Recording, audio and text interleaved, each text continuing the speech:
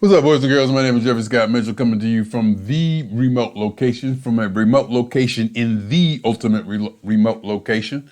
And I want to cut this on really quick. This is like my third time doing a run. You know, when you do these things in a hotel and you set things up and you try to do this and that, it's probably good to check the audio. It's probably good to do a few tests before you just start talking for 20 minutes, you know, before you even know if the audio microphone is plugged in. But anyhow, I digress. What I cut this on for was to talk about, I want to make an addendum to the Michael Hampton Face Funkateer's Ball video storyline that I put out a few days ago. You know, people still posting about Funkateer's Ball. People still posting about Funkateer's Ball week and a half later. I thought we blew up Facebook and all that with the 420 Funk Mob. G Monique. These folks went crazy at the Funkateer's Ball. It was like 9 people going live. You got live videos coming from all over the place. I mean, everybody was there. And what I wanted to say was it lived up to my personal height. It lived up to my personal height. I can't say standard because I didn't lay a standard. It lived up because, see, this summer I seen people in London, I seen people from New Orleans. I know you heard this all before. I seen them in Florida, and it's like farewell tour. So these cats out there playing for real. I mean, I saw some really, really good concerts. And for the Facebook Ball, might as well call it a Facebook Ball. Hell, you might as well call it a Facebook Funkateer's Ball. No, we're gonna call it Funkateer's Ball. All due respect to the Chocolate City Alliance. For that thing to live up to my expectation, Jeffery Scott Mitchell, speaking subjectively like I always do. You know what? I took my earring out a while ago to get an x-ray on my mouth because they were, you know, they got to put them screws in there and stuff. And I had to take it out. I forgot to put it back in. It's in my wallet. I got to use a mirror to put it back in. This thing, that earring been in my ear for like 30 years, maybe 30 years, 35 years. Somebody gave it to me. And I don't usually buy good stuff, but they told me, said, these are good. They gave me 2 of them. I lost one in the shower at my mother's house in Ranch Cucamonga because I remember when I pulled back and it snapped and I couldn't find it again. I put the other one in. I think that thing was in my ear for 20 years. Didn't rust, didn't do anything, didn't turn my ear green. It just was gold. It was good. It was really good, like she said it was. I showered in it, never took it out for 20 years. You know, every now and then I might have took it out for something, but you know. But anyhow, enough. Why, Jeffrey? Why do you take these side routes? Why? But anyway, for the Funkateer's Ball to live up to my, I can't say expectation because I didn't expect nothing, to live up to be something that would be climactic to me, orgasmic to me after the foreplay I done had, not even foreplay, actual orgasmic experiences I had to lead up to it. Hell, we was at the 420 Funk Mob like 2 weeks before. My God, that's the purest you can get. And we set up in there and we blew it up. We Facebook Funkateer that blew it up. I thought that was a big deal to come back and see all these people posting about that. But Funkateer's Ball, Facebook Funkateer's Ball. Now, I ain't gonna say that, all due respect to the Chocolate City Alliance. It's the Funkateer's Ball. For it to live up to that standard, to that, not even standard, whatever, for it to turn me out, okay, after what I've been through, to turn me out after the summer I had, that's what I want to say, and it kind of did turn me out. I was crying, Kendra had me crying, Mr. Hampton displayed so beautifully, Tony Cam had laid it out. Oh, another thing while I'm on this is the side thing that I was going to go to. Zach Robinson, Nappy Head, Shack 9, Nappy Shack is David Horn or somebody in LA.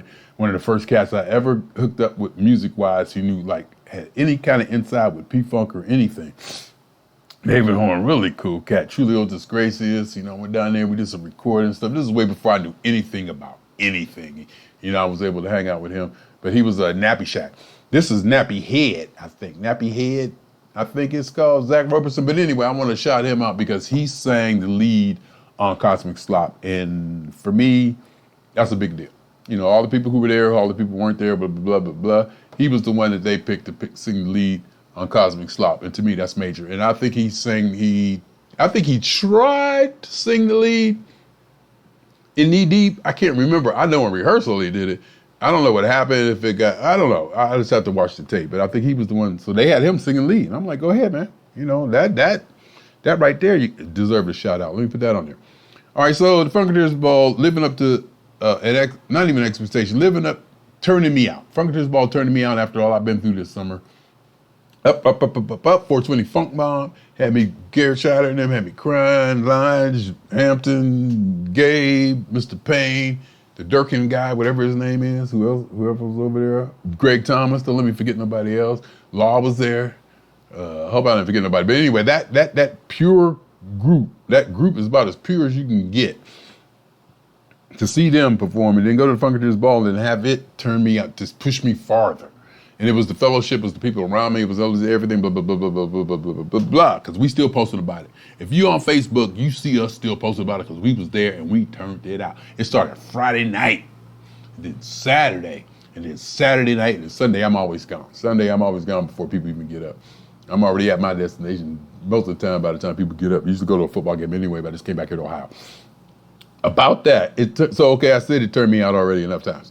I wanted to make an addendum about that as far as Michael Hampton, because I was trying to be all sensational and, and just try to say something, provocative or controversial or whatever. I was saying he played his ass off at the Funkateers Ball because his boss and P-Funk, the mother band, was playing somewhere else. So he was double booked and he chose the Funkateers Ball. And it was, it was sensationalized, and I kind of, I knew which way I was trying to go with that. I was trying to make it like, ooh, see that? But after a day or two later, I thought about it, and it seemed petty, and I want to come back and address that, because the year before, I think it was last year, I'm not sure, because of the COVID thing, one of those years, Mr. Hampton, it was Maggot Brain 50th anniversary at Funkateers Ball, and he played Maggot Brain. And he went all the way around the venue. He walked off stage playing the lead, all the way through the venue. And I'm gonna say he played it perfect. I don't know if he did or not, to be honest, because it was perfect for the time and for me, and to see him do that. And I was like, wow, look at him. Look at Mr. Hampton actually going out there doing, whoa, what's that? He put something in it. He played his ass off. And then so when he did it again, and this year he played his ass off. And one thing about that statement, played his ass off, for me to say he played his ass off, that means something. That means he played his ass off. There's something different about what he did as opposed to other times when you've seen him. Now you say, oh no, he plays it perfect all the time. No. Michael Hampton is a god, but he's not a god, okay? Michael Hampton is a god, but he's not a god. When Bible say he's a guitar god, when I say that, in my perspective, because even if he messes up, it's still good. Even if he messes up, it's still right. He's at that level now that even if he messes up, that becomes what we're supposed to do now. And I just say that because, it's just when he wants to, it's there. And I've seen him mess up, I think, on purpose sometimes too. But anyhow, I don't want to go through that. But he played his ass off, so that's the point. And I said that he played it off because the mother band, Georgia was playing across somewhere in another state, but that was petty. And I try to be all sensationalized, not controversy. I don't want nobody to go out there getting mad, fighting nobody, but a little bit of and that was petty, because I was reminded that Mr. Hampton has played the Funkateers Ball, every one of them. He has played every one of them, and when I've seen him play him, he played his ass off at all of them. So it's more, the story really should be more that he has taken ownership of this, or ownership, or whatever it means. That's his now. It's like I guess he would be the highest ranking P-Funk official ever to play that thing. And he's been playing it every year. So he is the thing. And I don't want to say that that's his ball. You could almost say the Michael Hampton and Funkateers Ball if you really, really, really want to just get, poo. But, that's why, and I wanted to bring that back. And I also wanted to say something about Zach Nappyhead. I hope I'm saying that right. Zach Nappyhead, number 9, real cool dude. Remember, he fell off the stage at the Soul Food Funk Crab thing. He was singing, him and his band was playing. He fell off the stage, and that was the coolest thing in the world. He fell off the stage and kept going. But anyway, real cool. For him to sing the lead in that situation, considering who was there and who was not there and what was going on, what could have went on, and how they could have had it happen. For him to sing that, I think that was a big deal.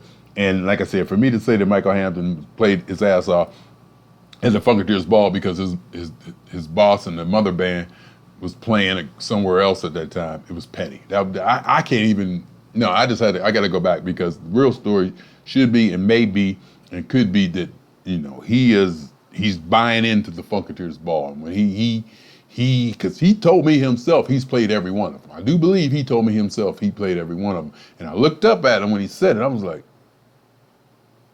did I hear pride? Did I hear some pride? Because now when you're with him, you try to play it all cool. Yeah, man, whatever you say, dog. Ha ha ha ha. You try to be, no, I ain't like that. I used to be starstruck. And since we talking, the only person I still get starstruck is Kendra. Kendra still just gets me every time. I don't know what to do or say around her at all. I just, maybe because of the thoughts that's in my head. It's nothing perverted or anything. It's just that the way I look at her and the things that she can do to me with her movement, her dance movement and her look and her choice of dresses and style and just her thing, the things she affects me, I'm starstruck. Cause she came up to me after the fucking ball, she kind of put her hand on my shoulder. I was like, oh my God, don't touch me. I was like, oh, and I want to be that way. I want to have somebody like that in my life. I met Obama before he became president. I was like, hey, what's up, dude? Yeah. I meet Mr. Clinton. I'm like, hey, But no, I did get kind of starstrucky the last time I saw Mr. Clinton. I kind of rambled off something out of my mouth that probably could have been more structured and thought out. But, I still get a little bit of star steady. But Kendra, every time, I just don't know what to say or do. Even taking pictures, even taking the selfie, I was like, okay. I even stopped and said, okay, wait, let me get myself together. So I don't want to say. And in some ways, I can almost say that I don't want to get that close to her. There's certain people I don't want to get close to. I want them up on that pedestal. I want to look up every now and then. I'm tired of looking down on everybody else. And you think I'm joking on that? I am. I'm not that narcissistic or whatever the word is, or egotistical. I don't think I look down on everybody, but I do not look up at many people, if any.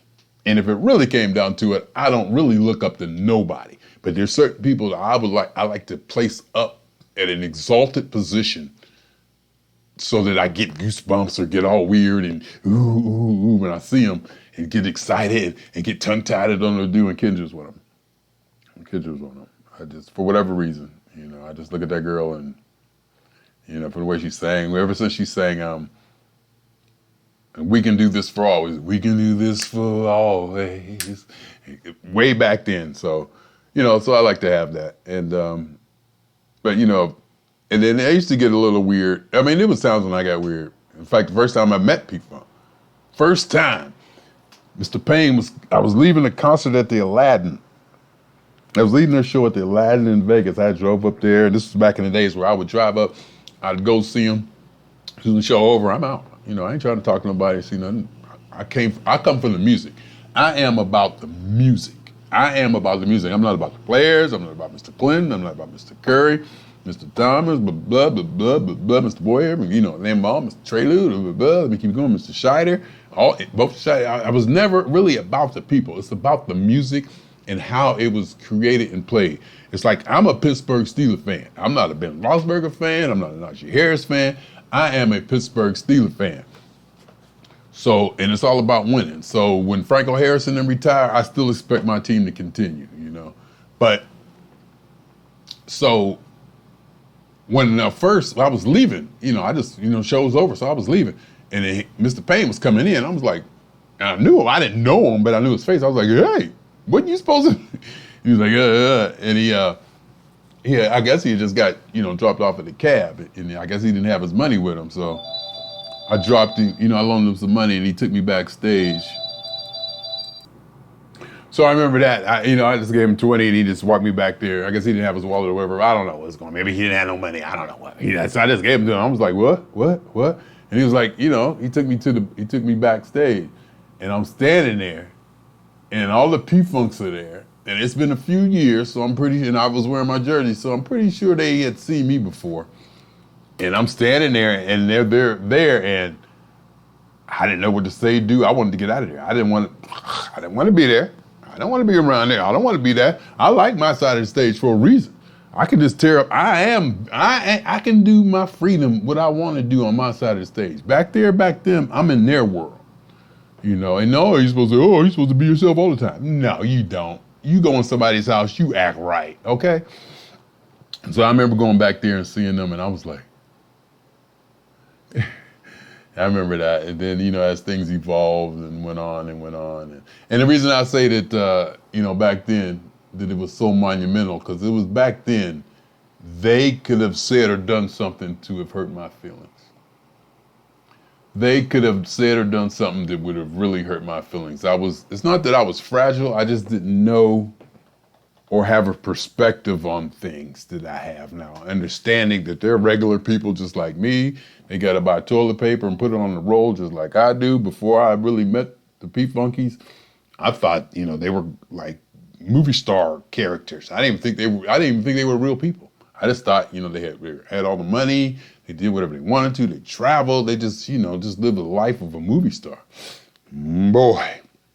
And I have to say that Kim Manning was one of the first people that I saw that in. I was like, wait a minute, you're regular. You're doing regular people stuff. You're not supposed to do that stuff. You're supposed to have somebody do it for you or something like that. And she was one of the first people who I was able to get to bring in and help. You know, we was doing video and stuff, and she did this Jam Factory, so I was able to, like, you know, assist her doing some stuff in Hollywood and LA, and, you know, me and Lloyd Major, I think, was there. We did some stuff anyway. You know, so that was that. So it's, you know, so now, you know, when I hang around the cats, you know, I still get excited, and I'm sure they see I still get excited because, you know, and I ain't ashamed of getting excited. And, you know, I'm sure they probably could say something to hurt my feelings, but not like now. I mean, not like back then. You know, I could have been totally devastated. They could say something to hurt my feelings now, but that wouldn't affect or devastate my P-Funk philosophy and my worship for the music. If I worship the music and the whole P-Funk philosophy was all one thing, you know, it was real fragile at that time because it meant so much to me. So if one of them cats was to say something off the wall or whatever to me, it could have really shook up my world. But now that I have firm footing and understanding of what I am into and what I believe and what nurtures me, what feeds me, the P-Funk, the music, the philosophy, and it's separate from the band and the members and the human beings. What I am into or worship or follow or whatever is the music.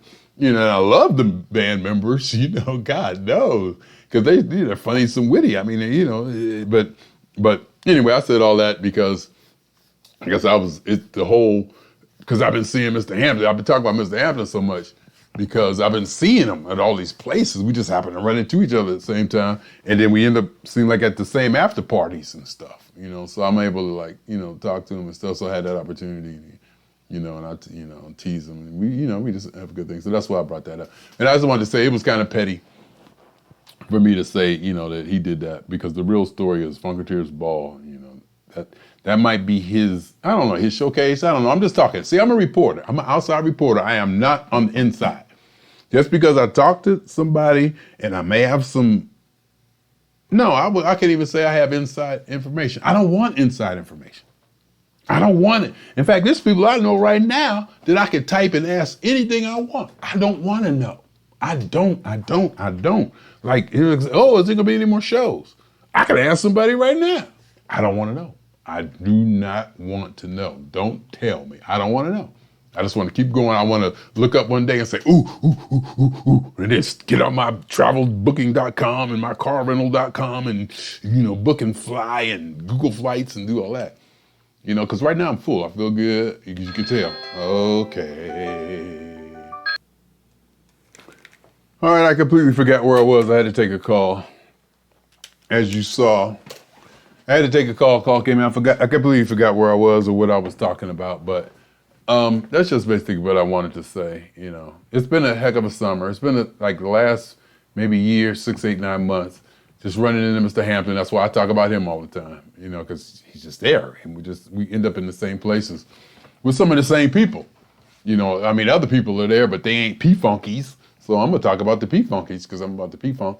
And that guitar and that music and that sound that you can only get from one place and one person. and it's what I grew up on. And so if I keep talking about them, I'm not like a fanboy or, it's, oh, Mr. Hampton, Mr. Hampton. I don't, I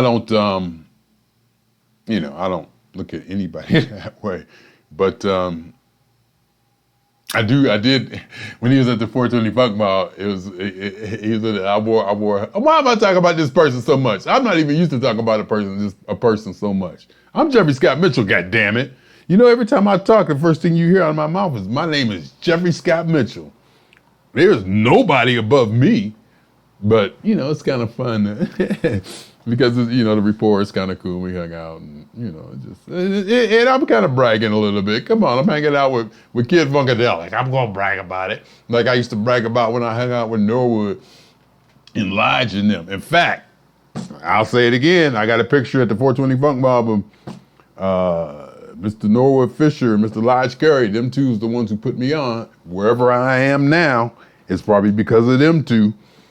Because it used to be, it was to the point where people would have seen me with them, and I got a newfound respect. People was treating me and I noticed it. I was like, oh, you don't want to abuse it. You want to nurture it and, accommodate the person.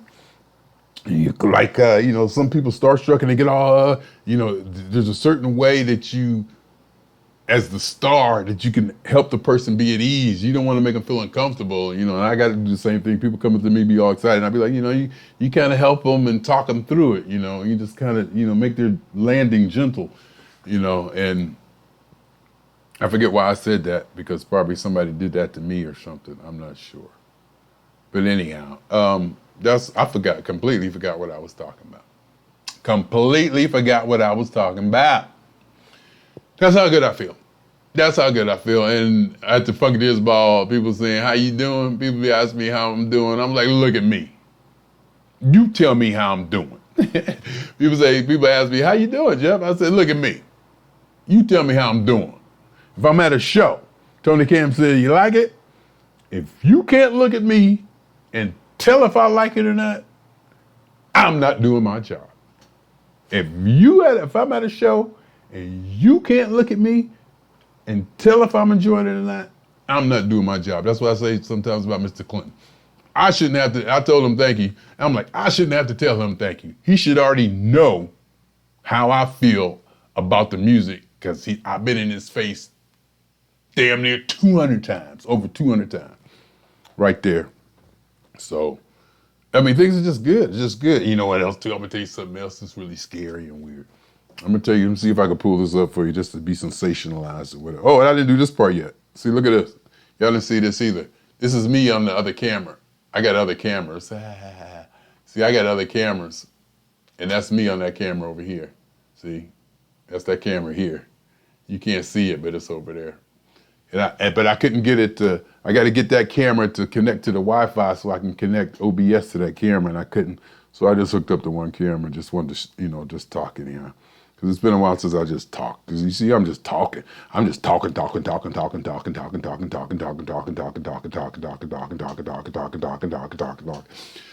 So where was I? What was I saying? Yeah. So now P-Funk's farewell tour is over. We're done. It's, P-Funk is done. Mr. Clinton is out going to see Earth, Wind, and Fire, for God's sakes. So now all we got is Tony Cam and the Clones of Funk and the LA Maggots. And I know the rest of them. But I'm in the tribute bands. There was a discussion among the LA Maggots about the LA Maggots having new music. In fact, Mr. Curry even said something that they, because they come from the old school. They come from the old school where new music, they're like real musicians. That's where you make your money, whatever. That's where your salt comes from, original music. And I'm like, no, we're a tribute band. This is for P-Funk. And I hope the guy has played the way I like it, in the style and manner in which I like it. And no, this is a tribute band. And, Tally would tell him, the official LA Maggot, head person who actually got paperwork on LA Maggots. He said, no, he says, there's an Australian tribute band to make billions of dollars. So you could get where you need to get, being a tribute band. And I'm like, yeah, then what you do is and then, Ponytail was saying something. I said, well, if you want to do original music, we all come over to your house and we make that original music under your name or under another name. But LA Maggots, but see, I have nothing to say about the LA Maggots. All I do is wear the t-shirt. Only thing I did was fronted the money so they can get the first 40 or 50 shirts. Tally paid me back. And that's it. I'm just probably the most famous and the most traveled LA Maggot. A lot of people think I'm the LA Maggots. No. I'm Jeffery TV. I just wear the LA Maggot shirt because it's easier to, propagandize and go out. And sometimes you don't want to be Jeffery TV. Sometimes you just want to be something else. Sometimes you want to be Steelers, or sometimes you want to be P-Funk. Sometimes you want to be Motor Booty Affair. Sometimes you want to be Knee Deep, shirts, t-shirts, anything. But, the LA Maggots, I mean, Charlie Lake and Ponytail and Larry Jazz, Barry Chenault, Ole Nero, Chris, the other people. It's all of us. In fact, LA Maggots is a whole community. It's a whole community. You should see when we get together. When we get together, doing our thing. In order to help each other? Nah, it ain't in order to help each other. Nah. Yeah, funk with a K. Yo, let me talk about, okay, mister. I'll say this too while I'm on this at the end. Ain't none of y'all gonna watch this long. I made a post that funk is not funk with a K. I was like, funk is not funk with a K. And people came back, yeah, the K is for kindness. I was like, no. And then somebody said, funk, the K is for kinship. Now, that was kind of close. That was probably one of the best ones I've heard. But no, it's not that way. Check this out. I'm going to try to talk and work at the same time, just to do it. What I was saying about funk, I said funk is not funk with a K.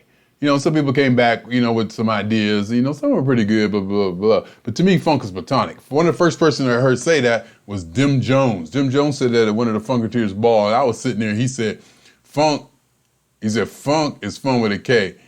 And he said, you know what the K stands for? Something like that. I was like, be careful. I was like, be careful. And he said something, blah, blah, blah. And I was like, nope. And I told the story before, but I was like, nope, to the point that it even surprised me. I was like, damn, Jeffrey, ease up.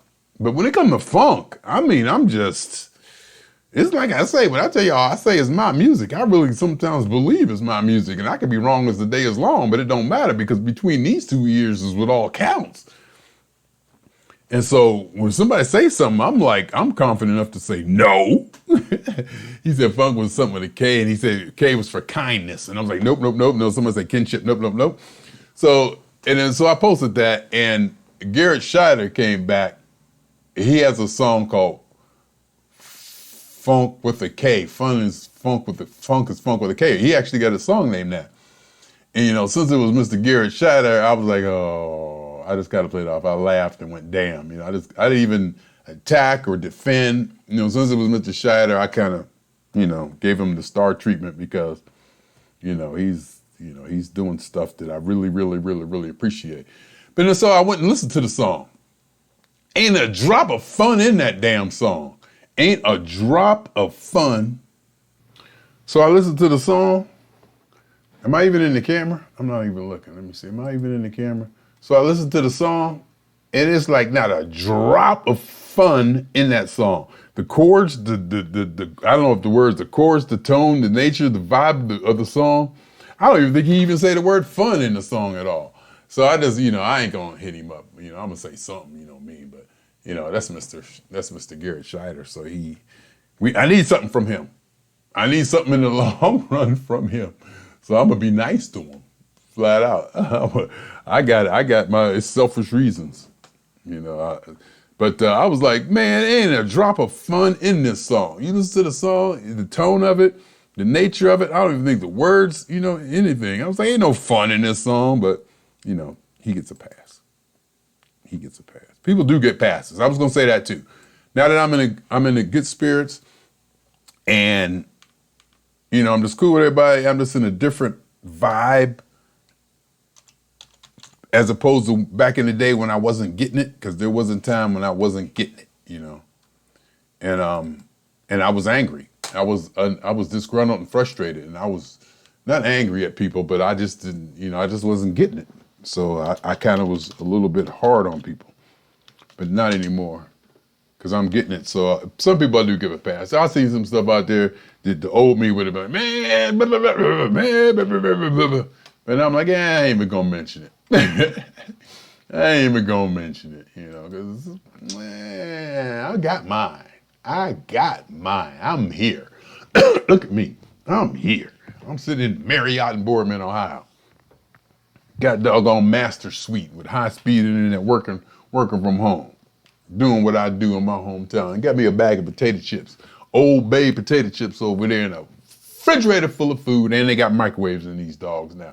Because, during COVID, it was hard to find a microwave in your room. But all my food is in the thing. Let me do this to this dude. Hold on. All right, what was I? I forgot again. I'm helping the user right now. I forgot what I was talking about. I was talking about Funk with a K. I was like, ain't no song. Listen to the tone of that song. Ain't no fun in that damn song. Ain't a drop of fun in it. It's like all that old funkadelic stuff. That pre-mothership. That unhappy music. Funk is platonic. Oh, I need to take a break. Dang it. What's going on? I need to take a break. All right, y'all. Swinging on y'all 2 times. My name is Jeffery Scott Mitchell. I said that all wrong. Yeah, swinging on y'all 2 times. For me and for the funk. And for every elementary particle that's ever existed in any atom in this or in any universe that ever will be, was, or is. It's the totality of it all. An hypothesis of all as one. A theory of universe. My name is Jeffery Scott Mitchell. They call me Pure